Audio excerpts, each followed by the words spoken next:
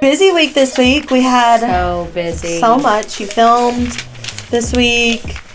I worked this week. We had a big TTM photo shoot. We got new merchandise coming out. All the kids thing. Oh, I'm so tired.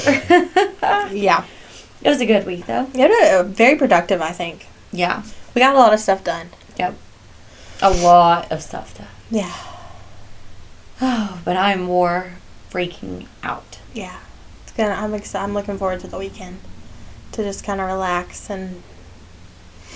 This week is a week that makes me wish, just a little wish, that I didn't coach softball. That you weren't as involved in all the sports and all the kids' activities and all the things. I would just love a Saturday that's just not doing anything. You don't have to do anything. You don't have very many of those. Really, when I really think about it, I'm not kidding. Maybe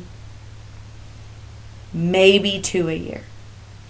A weekend where there is nothing. Literally 2 in an entire calendar year. Mm-mm. It's so bad when you think about it.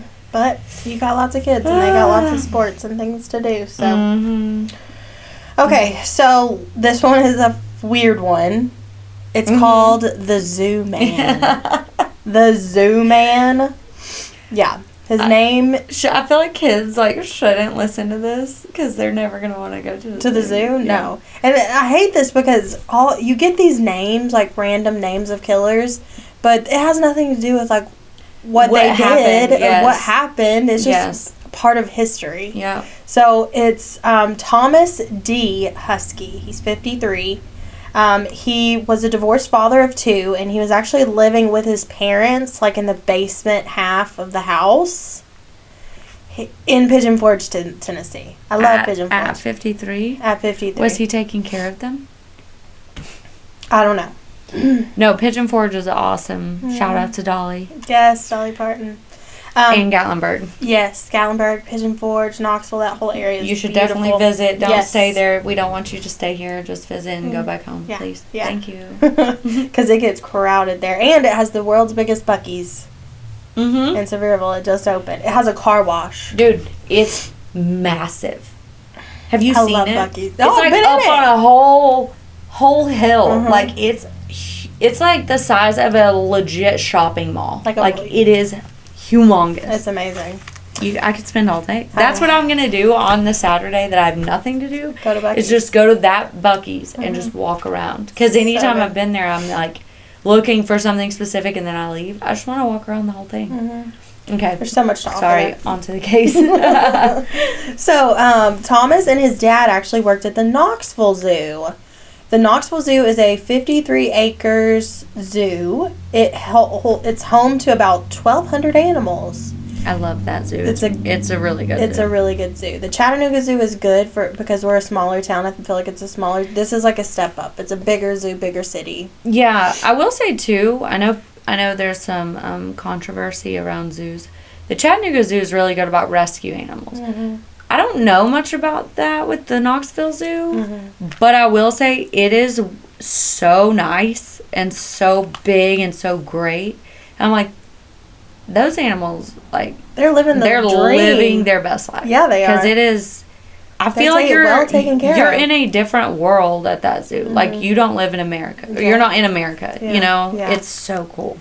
More than 12,000 animals, or 1,200 animals, sorry. They have elephants, giraffes, monkeys, gorillas, tigers, zebras, otters, red pandas, and so much more. The zoo is located right off of I-40 in Knoxville, and it sees more than 500,000 visitors a year. I think it's one of the top zoos or sanctuaries in North America. It's up there. It's awesome. Thomas was known for being a part of the Lion Club, taking care of lions. And he also took care of elephants. He and his dad washed the elephants or I love elephants. I know, they're so interesting. Also, have you ever gone on a lion video rabbit hole on Facebook? No. Oh my gosh. They're videos? Fascinating. Lions are interesting. The way they hunt. Yeah, usually the females do the hunting.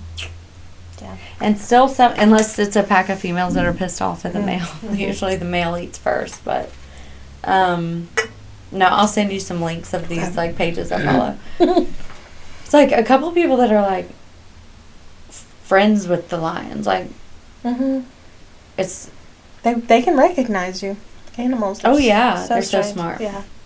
Okay, so in February of 1992, a woman went into the Knoxville Police Station claiming that she had been raped, tied up, and robbed. The woman was a sex worker, and she said the night before she had met a John Doe, and he took her into his Buick Le Sabre? I think that's what it's called. I don't know. Le Sabre? Le Sabre. Yeah, I think you're. Yes, yeah. You're Buick right. Le Sabre.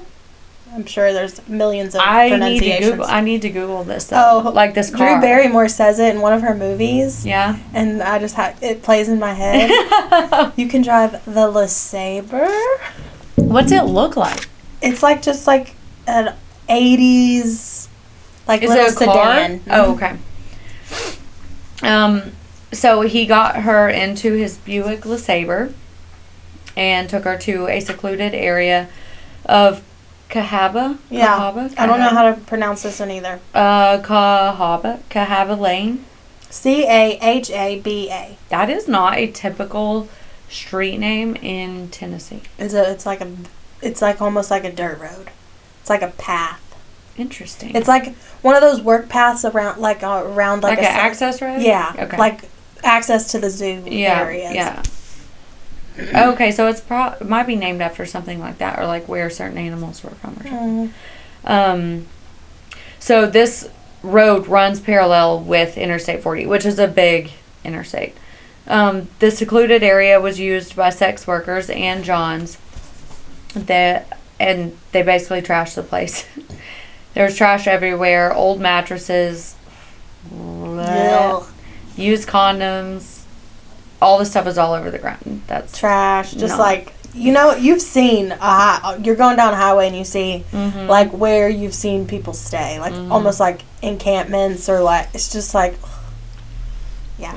There's everywhere. But it's also, it's not like a homeless camp. No. It's like a things like you shouldn't be doing type of. Yeah. Ooh, okay. Yeah. Yep. So, anyways, all the stuff's all over the ground.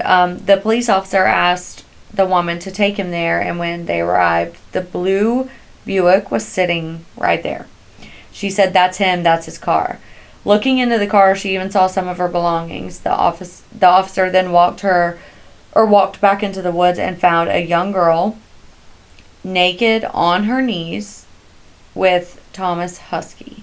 Thomas was taken into custody, but was later released because the girl involved was of legal age and didn't want to press charges. She was a sex worker. She would get in trouble too, probably. Yeah, and I want to be clear. I know we've mentioned this before, but when I say, or when something says like this woman goes to the police or this woman claims to have been raped, robbed, assaulted, whatever, and she's a sex worker, just because she is a sex worker does not mean it's okay for assault or rape or anything.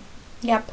Anything. So don't let her being a sex worker get in the way of what she is alleging at this point in the story, or like ever. And just because she's a person is a sex worker doesn't mean they're any less of a human than right, the and rest that they of us. don't deserve justice. That makes me so mad. Preach. Okay. Like, have they ever watched Law and Order SVU? I just started from season 1, girl. You I started yesterday. Oh, shoot. I did that one time, but they were still only at, like, season, 15. We have 25. I'm going to be... Are you up to date with the new one? Oh, yeah. I just finished it. And so I was like, well, what am I going to do now? So I was just like, oh, my gosh, I want to go back to when Benson was on. And Stabler. And Munch. Stabler and Benson together. Yes. Munch was still there. Ice-T introduced. Captain Cragen. Yes. So I'm starting on order. Do you watch Organized Crime? I've started it because of SVU. Don't tell anybody, but I like Organized Crime better. With Stapler? Okay. I love it. Oh, I love it so much. Yeah. I still love SVU. Yeah. Too. But yeah. Okay. Anyway. You can clearly tell we've had a long week because our brains are all over the place. That's funny. The summer and early fall of 1992, Thomas Huskey killed 4 women. Thomas is responsible for the deaths of Patricia Rose Anderson, Patricia Johnson, Darlene Smith, and Susan Stone. Now, all 4 of these women, they were sex workers. Some women kind of feared him, like, of the industry. Yes, of the industry. Some of them feared him because he could be really mean and, like, just hateful. And some stayed away from him for that reason. So, hateful, like, with his words, or, like, aggressive? Aggressive. Okay. Yes. Others, they went with him because they needed the money. It's one of the hazards of this profession. Mm-hmm. He got away with the abusive treatment for a while. You know how sometimes they'll rough up, whatever. He got away with it for a while, but a hunter found the first body off of Cahaba. How are we gonna say it? Cahaba Lane. It's probably wrong, but off the road where that little sex shack, mattressy, condom everywhere area. That just area off the highway, off the interstate. It was October 20th of 1992. The victim was Patricia Rose Anderson. She had been strangled, bound, and left under an old mattress, and she was pregnant. So that's really sad. Yeah. In the coming days, Knox County investigators discovered the remains of another woman and then another one. Like the same day, they found 2 more. Then bones of a 4th woman were also found near this area. All 4 women had records of prostitution. So they had records on them. There were no witnesses to these killings, but Presley, the Knoxville Police Department detective, remembered that day when he caught Huskey in the act, off that road. And so he decided he was going to call the sheriff's office. Good for him. He remembered that and called. Yeah, that's awesome. Good work right there. I'm also curious to know, like, these women that have... I should look this up, honestly, or you might know. I'm curious to know... So the women have records for charges of prostitution. Do the counterparts in that get charged? Or just the sex workers? Like, does Thomas get charged? If someone hires... I think both. But do they? I don't Especially back then. That's part of it, too. Like, do all these men have records as well? Mm-hmm. You know what I mean? Like... Yeah. I don't know. I bet they don't. Back then, I bet they didn't. I bet it was just... the women. Yeah, that's sad. For the most part, I don't want to say everyone.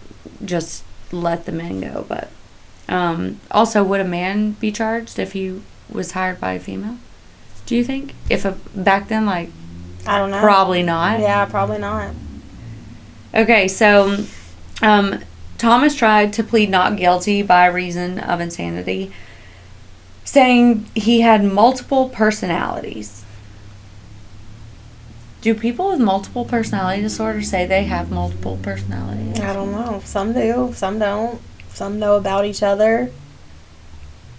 But they're, like, pinning against each other. It's a weird... Or he might have just been bipolar, Like, or he was just thinking of anything to be insane in a court of law. Yeah. Can I have to interrupt this podcast. Why? Okay, so with Bentley's, like, card, like financial card or whatever, there's an app, and because he's 15 and has a learner's permit, it has this feature where it will be like, Bentley's driving score, blah, blah, blah. So even if he's riding in the car with me, not driving, it will give him a score because it thinks he's the one driving. So anytime he's in the car, like, it tracks him even if he's at home type of thing. But he has this friend that I let, like, before baseball, after school, before baseball games, they normally will go to, like, Chick-fil-A and get something to eat. And so, 2 different times this week, I have gotten alerts. Unsafe driving. Score 33. His driver had 3 hard turns. And, no. I literally could, like, the first time it happened, like, on Monday, I called him, I said, tell your friend that he's a terrible driver. And then you today, just got one? so I didn't know this was happening, but I see a text where Taylor's like, sorry, I know you're recording, but just so you know, Bentley's going to Chick-fil-A to get something to eat with said friend. And, or like, they're just going there, and then they have to go back to the school to warm up. So I didn't see that. But the alert, like, it, like, blinks and, like, keeps going until I open it for the driving. And I'm like, dude, your friend sucks at driving. How are you not car sick? But I will also say that sometimes Taylor's driving. You'll set it off? And I'm like, I haven't set it off yet. I actually have gotten the best scores of anyone he rides with. But most of the time, too, he drives with me. Like, he drives with me more than he drives, like, by far with anybody. Him and Taylor were coming home from Taylor went to pick him up. I'm like, okay, this is right when it started picking up, like, his age and that he's driving and stuff. It's like, it didn't say unsafe driving. It said another word for, like, middle of the road. He had 3 blah blah blah blah blahs, and so they get home, and I'm like, hey Benny, my thing was going off because of this, and he's like, I wasn't driving. I'm like, all right, Taylor. And then the other day, my parents took him to dinner, and it was like literally the same score as this kid, and it was like unsafe driving. And I texted my mom, and I was like, all right, was it you or Daddy who did it? Because it picks up everything, speed limits, that's all cool, the things. though. It is cool. Technology, man. It's also like it's awesome and I like it, but it's also like you can't determine, it's only reading what your vehicle is doing, not what every other vehicle on the road is doing. But like this week, this kid has had 2 scores of 33, and I'm like, bro, maybe Bentley, you should be driving his car. Okay, I'm sorry. Okay, so I know I forgot where it was. Okay, the multiple personalities. We'll see. In an interview with police, Officer Davenport stepped out, and when he returned, Thomas had turned into Kyle. He's the dark personality. Oh, okay. He's the scary one. So Kyle was very demanding and mean, and Kyle said, "Give me a cigarette and I'll tell you everything." Kyle admitted to all 4 kidnappings, rapes, and strangulations of Patricia, the other Patricia, Darlene, and Susan. Officer Davenport claimed it was all an act, so he didn't believe him. Mm-hmm. Other personalities would emerge. There was an Englishman who called himself Dax. And he, like, had an accent. Accent and everything, yep. And an... Effeminate? Like a feminine? Yeah, feminine. Okay. Probably a better word. Character named Timothy. Mm-hmm. For the men who would defend Huskey in court, it was a crucial development. Evidence that somebody with multiple personalities might have committed a series of horrible crimes. If he were mentally ill, he could obviously avoid conviction. If you live in or around Knoxville, many streets are named Kyle. His favorite soap opera character's name was Dax. And I don't want to just say, like, that multiple personality disorder isn't real, because it is real. Mm-hmm. But I just feel like it's kind of convenient that no one else kind of picked up on these things as a 50-something-year-old man. Mm-hmm. Like, I feel like someone... That nobody knew that he had multiple... And also, this wasn't like it was way back when. Like, this was in 92. the early 90s. Where is the diagnosis? Yeah. Like, why did no one... Beforehand, yeah. I don't beforehand, know. Or even, like, during. Like, where's... Well, they do look into it. So, jurors heard testimonies about all of the murder victims. They also heard from experts. They talked about the cycle of maggots and how it's related to a person's time of death. Mm-hmm. Tennessee University is like known for that. UTK. Really big on that stuff. Mm-hmm. They heard dueling mental health experts testify about whether Huskey really did have multiple personalities or if he was just making it all up. Professionals for the defense said they had met Kyle. They testified that Huskey's disorder came from trauma he had suffered as a boy. Shocker. Yeah, including the time he had been raped by a woman named Connie. Doctors recalled that he never met Kyle, other doctors, and he did not believe that he had multiple personality disorder. And this was a doctor that had seen him, like, before. Many times? Well, no, just when it comes to this case. And, like, when he... Oh, and all the times he had to, like, interview him and stuff? Mm-hmm. Okay. During closing arguments, the prosecutor thundered like a preacher at the jury to put him away forever so that he could never hurt another woman again. Do you believe the... Well, first of all, does multiple personality disorder...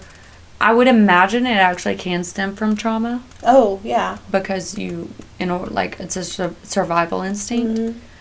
Mm-hmm.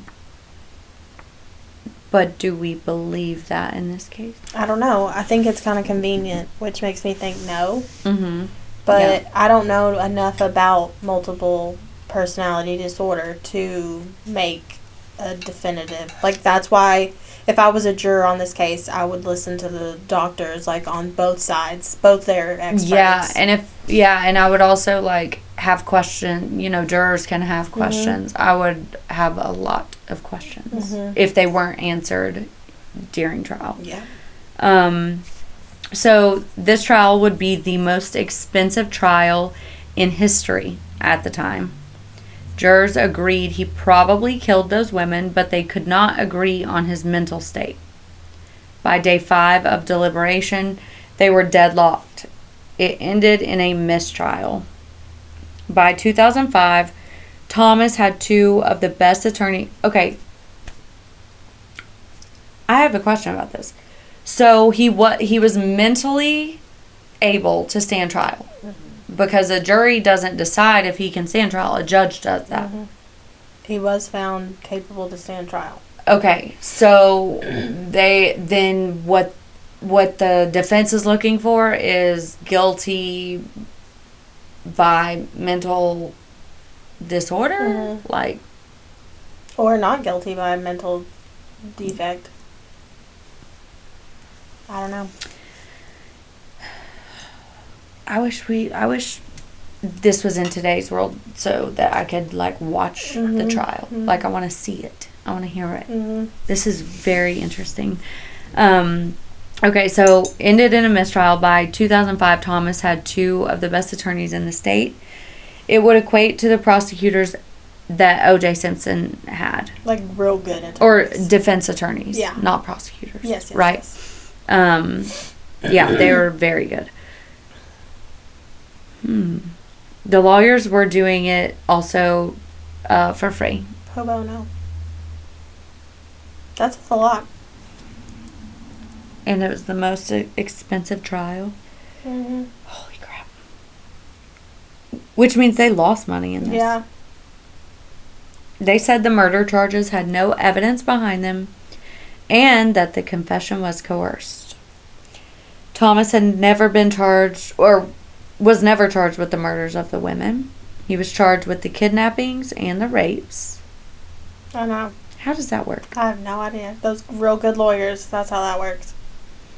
Thomas Huskey sits in the South Central Correctional Facility in Clifton, Tennessee.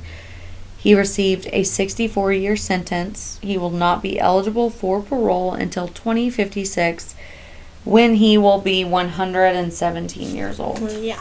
So he's going to die in prison. just not for the charges that we wanted him to. I feel like that's one of the screwed up parts of like law and cases like this. Like sometimes it doesn't end with that grand finale, clean finish. Well, it ends in like this messy just yeah. But I also think sometimes you have to take the good. I'm not saying there definitely our justice system is not the greatest thing that we want to wish and hope and think that it is, and there are some things that can be fixed or changed or done differently, but sometimes you gotta just take the good with the bad. So like, yeah, should he have been charged with other things? Probably. Yeah, could he have had a gnarlier sentence? Probably. But because there are the little things here and there, sometimes that just happens. But those things are what help innocent people not be charged at all for something they didn't do. Yeah. So it's just one of those like give and take. Yeah. And there's just unfortunately too, I feel like with the justice system, it cannot be black and white. It can't, because nothing really in life is black and white. So lots of gray.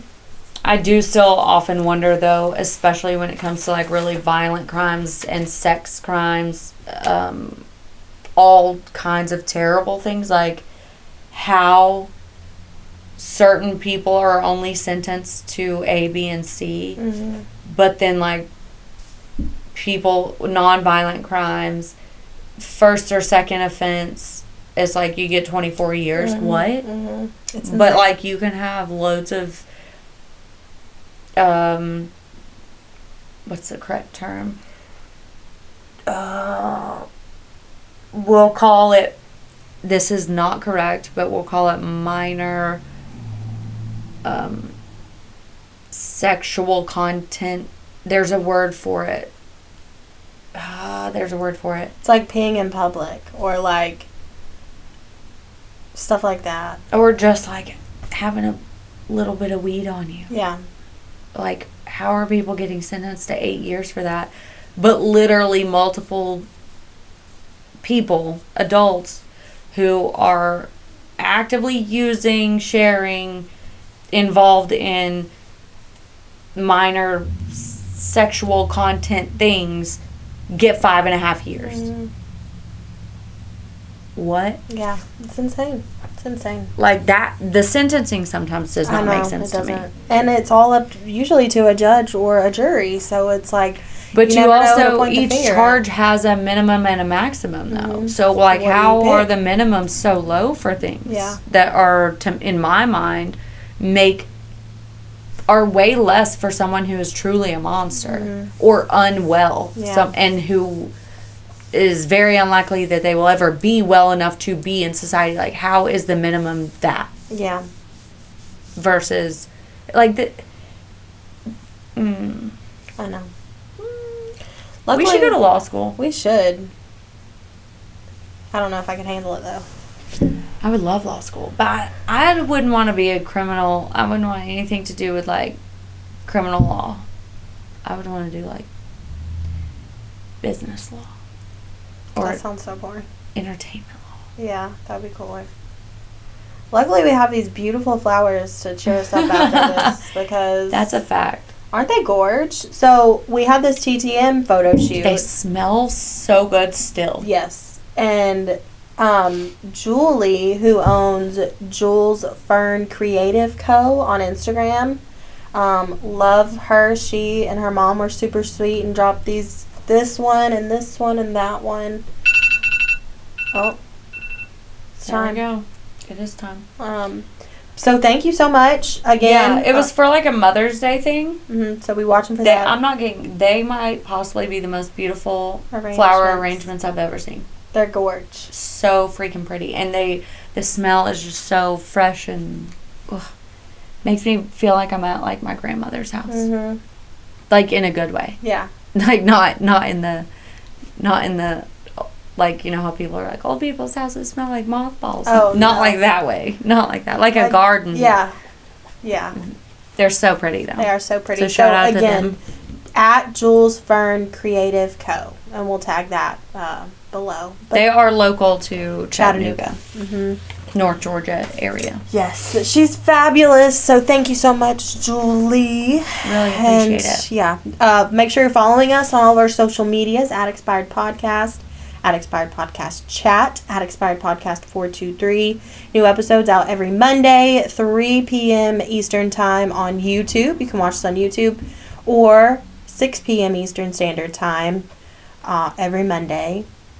We have a new case, a new Tennessee local case. Yes, and we do need you guys to share with us any cases that you want us to look into. Solved, unsolved, missing. Because we're going to be starting to do we got some fresh stuff coming. Yep. So now's your chance to get anything you want to hear about or want us to look into. Mm-hmm. Or maybe you're a part of the family or something and you want the word to get out there. Now is your chance to share it with us. Mm-hmm. Make sure you leave us a review. Tell us what you like, what you don't like, what we do right, kind of wrong, all the way wrong. But if you're going to be an asshole, please be a funny one. Keep your pistol in your pants. Don't do meth. And please take care of each other. This is the Expired Podcast. Bye. Wake up. It's the first of the month. I brush my teeth and count up.